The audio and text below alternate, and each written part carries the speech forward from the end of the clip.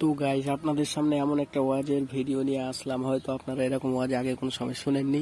তো চলুন বেশি কথা বাড়াবো না, মূল ভিডিওতে যাওয়া যাক আর ওয়াজটা আমরা সকলে শুনে আসি। তো চলুন শুরু করি।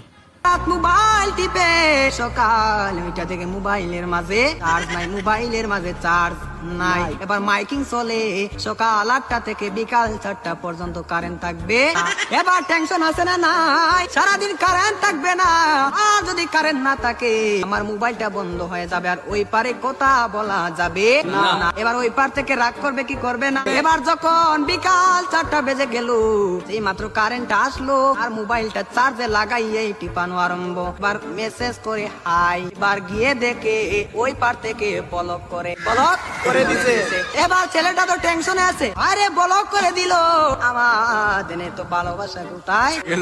এবার 2 দিন পরে ব্লকটা খুললো, 2 দিন পরে ব্লকটা খুললো। এই 2 দিনের মাঝে ছেলেটার আরেকটা হয়ে গেছে, আরেকটা হয়ে গেছে।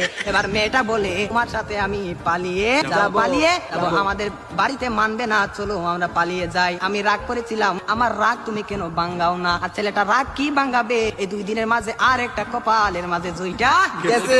ওই মেয়েটা বলে চলো আমরা পালিয়ে যাই, ছেলে বলে চলো। এবার ছেলেটা মনে মনে ভাবে তোমার একটা শিক্ষা দিতে হবে। এবার মেয়েটা সকালে স্টেশনের মাঝে গাড়ি গুটি লইয়া রেডি। এবার ছেলেটা তো আসে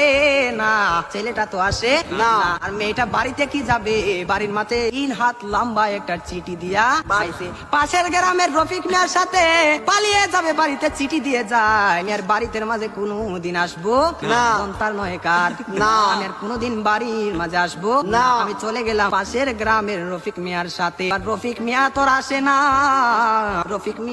আর আসে না। এবার 1 ঘন্টা চলে যায়, 2 ঘন্টা চলে যায়, ছেলেটার মোবাইলে বন্ধ।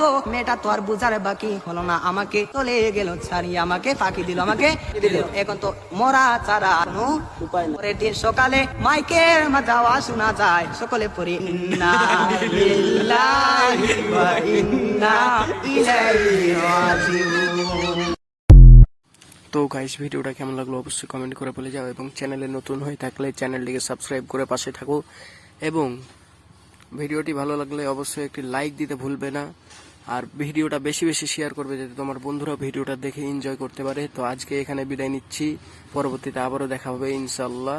সবাইকে আসসালামু আলাইকুম ওয়া রাহমাতুল্লাহ।